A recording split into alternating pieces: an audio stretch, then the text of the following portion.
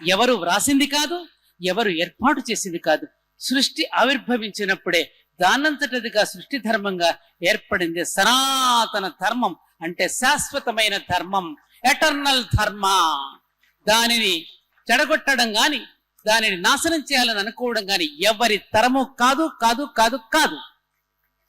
ఒక Russian lady Helena పెట్రోవా Blavatsky ఒక మాట అన్నది, ఓ నాస్తికులారా, మీరు వేదాలను కాల్చివేయవచ్చు, నాశనం చెయ్యవచ్చు, బూడిద పాలు చెయ్యవచ్చు, కానీ మానవుడి యొక్క పునఃసృష్టి జరిగిన తర్వాత ఆ మానవుడి యొక్క శరీరం మీద వేదం అపౌరుషేయమై వర్ధిల్లుతుంది అని చెప్పింది. ఇదండి అద్భుతమైన మాట. ఎవ్వరూ దీనిని తీసివేయలేరు గాక తీసివేయలేరు. అది సనాతనం, నిత్య నూతనం. ఇవన్నీ కూడా సాముగరిడీలు అంటారే, ఆ సాముగరిడీలు లాంటి అప్పుడప్పుడు కుప్పిగంతులు వేసి మాట్లాడుతున్న వాళ్ళంతా.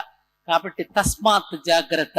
అటువంటి సంస్కృత భాషను మళ్ళీ మన పిల్లలకి నేర్పించినప్పుడే వాళ్ళు సంస్కరింపబడతారు.